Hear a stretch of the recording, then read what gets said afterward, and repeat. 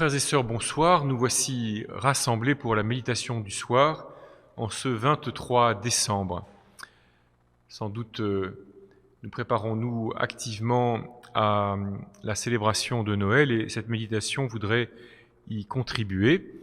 Certains d'entre vous sans doute sont accaparés par des préparatifs matériels bien nécessaires parce qu'à travers ces préparatifs matériels, il y a beaucoup de votre amour, de votre affection, de votre joie, de votre attention aux autres qui s'expriment et qui se manifestent. Mais ce soir donc, nous voulons prendre quelques minutes pour regarder, contempler le mystère, nous unir à ce qui a été vécu il y a 2000 ans, mais dont nous vivons toujours. Cette semaine donc, dans ces ultimes jours avant Noël, nous avons suivi Marie qui a quitté Nazareth après la visite de l'ange et qui est allée avec empressement vers la maison de Zacharie, de sa cousine Élisabeth, pour aider Élisabeth pendant l'attente de la naissance de Jean le Baptiste. Et ce soir, donc, nous allons entendre le récit de ce qui s'est passé au moment de la naissance de Jean. Marie est retournée à Nazareth. Elle a laissé sa cousine pour l'ultime moment, parce que, au moment de la naissance, sans doute, toutes sortes de gens viennent qui, en quelque sorte, suffisaient à la tâche. Peut-être aussi parce que Marie, son état devenait aussi plus visible au bout de 3 mois, et qu'il fallait qu'elle retourne donc à Nazareth retrouver Joseph.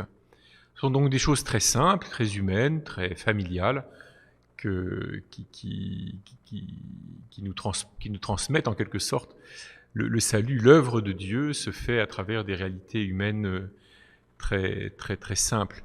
Et elle nous en révèle la grandeur, et elle nous invite à les vivre aussi, ces réalités, avec grandeur. Alors écoutons donc le récit de la naissance de Jean. De l'évangile de Jésus-Christ selon saint Luc. Quand fut accompli le temps où Élisabeth devait enfanter, elle mit au monde un fils. Ses voisins et sa famille apprirent que le Seigneur lui avait montré la grandeur de sa miséricorde, et ils se réjouissaient avec elle. Le 8e jour, ils vinrent pour la circoncision de l'enfant. Ils voulaient l'appeler Zacharie, du nom de son père. Mais sa mère prit la parole et déclara : « Non, il s'appellera Jean. » On lui dit : « Personne dans ta famille ne porte ce nom-là. » On demandait par signe au père comment il voulait l'appeler. Il se fit donner une tablette sur laquelle il écrivit : « Jean est son nom. » Et tout le monde en fut étonné. À l'instant même, sa bouche s'ouvrit, sa langue se délia. Il parlait et il bénissait Dieu. La crainte saisit alors tous les gens du voisinage et dans toute la région montagneuse de Judée. On racontait tous ces événements. Tous ceux qui les apprenaient les conservaient dans leur cœur et disaient : « Que sera donc cet enfant ? » En effet, la main du Seigneur était avec lui. Nous avons retrouvé le mot de miséricorde que j'ai un petit peu commenté hier, puisque nous l'entendons dans le Magnificat. Sa miséricorde s'étend d'âge en âge sur ceux qui le craignent. Et ici, il nous est dit donc que Dieu avait montré à Élisabeth la grandeur de sa miséricorde, de sorte que ses voisins et voisines se réjouissaient avec elle. Donc miséricorde, c'est donc l'amour que Dieu éprouve devant l'humanité abîmée, blessée, déçue, décevante, et qui se traduit par un surcroît de vie qu'il veut nous donner pour que nous soyons encore davantage vivants. Nous voyons encore cela à l'œuvre dans la figure de Zacharie. Donc Zacharie, vous le savez, est prêtre dans le temple de Jérusalem, un des multiples prêtres, pas le grand prêtre, mais un des multiples prêtres de second rang qui accomplissent un service à tour de rôle dans le temple, notamment l'office de chantre, mais aussi l'office d'offrir les sacrifices. Et vous vous souvenez que lorsque l'ange est apparu à Zacharie dans le temple pour lui annoncer que sa femme Élisabeth allait attendre, lui donner un fils, Zacharie n'a pas cru, et donc l'ange l'a rendu muet. Et voilà nous allons voir que Zacharie va se mettre à parler, parce qu'il va donner à l'enfant le nom que l'ange lui avait indiqué. Donc Zacharie passe du mutisme, de l'incapacité de parler, à la louange de Dieu. Et nous voyons bien que cela annonce en quelque sorte les miracles que Jésus va faire en guérissant des muets, des sourds, des aveugles. Donc en rendant des êtres humains capables de voir, d'entendre ce que Dieu fait et puis de le dire, être capable de s'exprimer. Mais s'exprimer non pas d'abord pour raconter des histoires, et encore moins pour raconter des salades, si vous me permettez cette expression, mais s'exprimer pour dire la louange de Dieu, la grandeur de l'œuvre de Dieu. C'est une des fonctions de notre langage, d'être capable de nous dire les uns et les autres ce qui nous aide à grandir, ce qui nous aide à mieux nous situer, ce qui nous aide mutuellement à trouver notre place dans l'humanité, dans ce monde, en y repérant l'œuvre de Dieu et en voyant comment nous pouvons chacun être, dans ce que nous vivons de plus concret, des artisans de cette œuvre de Dieu, des ouvriers de cette œuvre de Dieu. Mais tout se noue dans cet épisode, dans le nom qui est donné à l'enfant. La famille veut l'appeler Zacharie comme son père, mais Élisabeth dit non, il faut l'appeler Jean, ce que personne ne comprend, et c'est finalement à Zacharie que l'on va demander comment on doit nommer son enfant. Et vous l'avez entendu, sur une tablette, il écrit son nom est Jean. Alors Zacharie en hébreu, Zachar c'est la mémoire, Zacharie ça veut dire Dieu se souvient. Et donc on suppose que souvent le nom de Zacharie était donné à des enfants qui étaient venus un peu tard par rapport aux attentes de leurs parents. Et enfin Dieu s'était souvenu de cette famille, de cette femme, et lui avait donné un fils. Donc apparemment, Zacharie le père peut-être était lui-même un enfant attendu, un peu venu un peu tardivement au gré de ses parents. Et donc il paraît logique à la parentèle de donner à l'enfant qui s'annonce, l'enfant qui vient de naître même, le même nom que son père, sans doute aussi pour rester dans une espèce de tradition familiale. Mais justement, donc, il s'agit de lui donner un autre nom qui indique une autre logique. Jean, c'est Dieu fait grâce. Dieu donne sa grâce. C'est-à-dire que Dieu a quelque chose à apporter, quelque chose à donner, quelque chose d'inattendu. On n'est pas simplement dans la répétition du passé, on n'est pas simplement dans le prolongement de ce qui a déjà été, mais voilà, Dieu vient donner sa grâce et faire du neuf, faire quelque chose de nouveau. C'est ce que la figure même de Jean, le Baptiste, indique au milieu dans l'histoire du salut. On dit, plusieurs textes bibliques indiquent que que les prophètes s'étaient tus depuis un certain temps en Israël, et Jean va être comme une reprise de la voix prophétique. Enfin, Dieu a l'air de s'occuper de son peuple.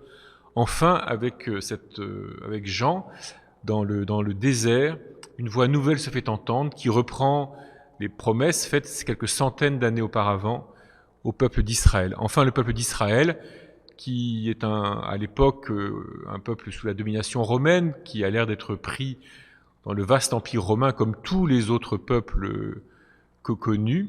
Enfin, ce peuple reçoit l'annonce de quelque chose de particulier, de singulier pour lui.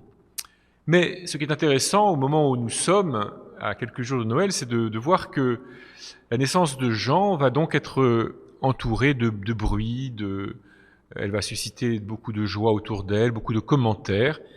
C'est ce que nous dit saint Luc. Donc la crainte saisit alors tous les gens du voisinage, et dans toute la région montagneuse de Judée, on racontait tous ces événements. On voit bien la manière de parler, de raconter de Luc, qu'il renforce en quelque sorte le retentissement de la naissance de Jean. Toute la montagne de Judée parlait de ces événements. En fait, toute la montagne de Judée, ça fait très peu de monde, c'est tout petit. Ça a été un petit moment peut-être d'excitation dans une toute petite région du monde. Mais ça prend évidemment de l'importance, étant donné ce que va être Jean le Baptiste et ce que va être évidemment Jésus. Mais le contraste est grand avec Jésus, dont la naissance, elle, se fait dans un écart, dans une grotte, ou en tout cas dans une étable à proximité de Bethléem, où seuls des bergers qui n'ont pas beaucoup de contact avec le reste de la population, et puis des anges qui, eux, voient ce que personne ne voit et qui entendent ce que personne n'entend. Seuls des bergers et des anges, donc, vont constater. Donc il y a un grand contraste entre la naissance de Jean et puis celle de Jésus. Mais ce qui est commun avec l'un et l'autre, c'est que leur naissance suscite la naissance de Jean suscite tout un émoi, la naissance de Jésus suscite le nôtre, mais il va se passer un très long temps avant qu'il ne fasse quelque chose. Jean va commencer, avant d'être la voix qui crie dans le désert, Jean va être un petit bébé, puis après un enfant, et puis après un adolescent, qui va vivre apparemment comme tout le monde. Il va donc se passer des années avant que ce que cet enfant porte puisse commencer à être partagé et à se réaliser dans le monde.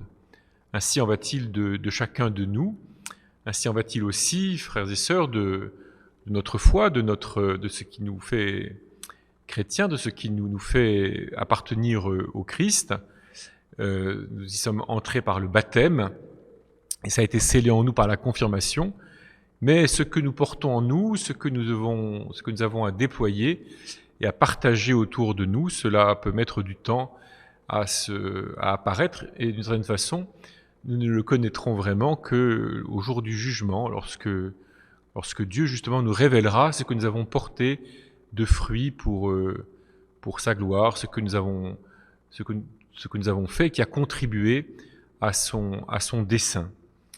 Prenons quelques instants donc pour regarder cet enfant Jean le Baptiste qui vient de naître et écouter son père Zacharie dire « Il s'appellera Jean », c'est-à-dire « Dieu fait grâce ».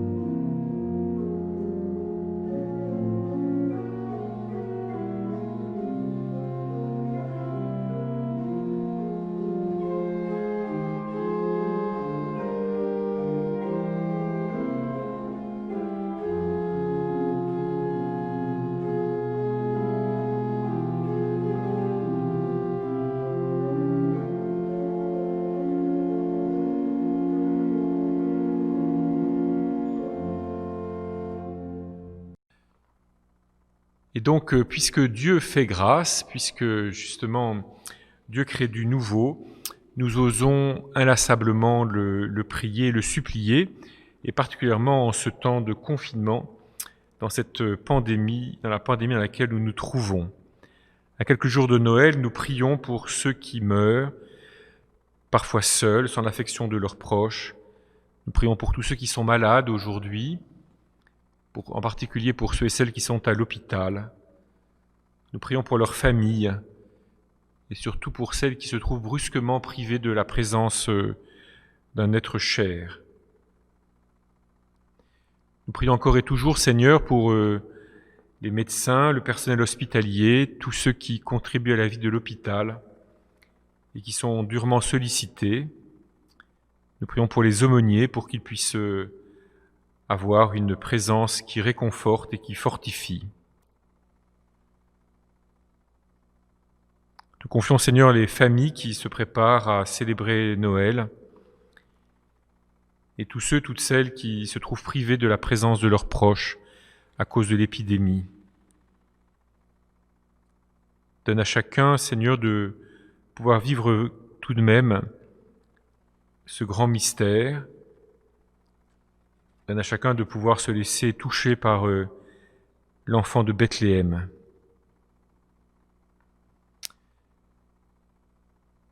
Nous prions, Seigneur, pour notre pays, pour ceux qui ont la charge de le gouverner, qui doivent le garder dans la paix et la sécurité, pour que nous sachions vivre dans la liberté, la générosité, la fraternité. Pour nous tous, chrétiens, catholiques en France, pour que nous sachions être des citoyens actifs, pour que nous visions toujours le bien commun, pour que de toutes sortes de manières nous soyons attentifs les uns aux autres, que notre cœur soit toujours plus ferme et droit pour viser le bien et même le meilleur. Nous te prions, Seigneur. Et avec Zacharie et avec Élisabeth, portés par l'intercession maternelle de la Vierge Marie, nous osons dire, Notre Père, qui es aux cieux, que ton nom soit sanctifié, que ton règne vienne, que ta volonté soit faite sur la terre comme au ciel. Donne-nous aujourd'hui notre pain de ce jour, pardonne-nous nos offenses comme nous pardonnons aussi à ceux qui nous ont offensés, et ne nous laisse pas entrer en tentation, mais délivre-nous du mal. Car c'est à toi qu'appartiennent le règne, la puissance et la gloire, pour les siècles des siècles. Amen. Notre-Dame de Neuvisi, Notre-Dame du Bon Conseil, Notre-Dame du Bel Amour, priez pour nous. Saint Remi, priez pour nous. Saint Valfroy, priez pour nous. Le Seigneur soit avec vous et avec votre esprit. Que Dieu Tout-Puissant vous bénisse, le Père, le Fils et le Saint-Esprit. Amen. Bon Noël, frères et sœurs. Le moment s'en rapproche. Bon Noël à tous et à chacun et déjà bonne soirée.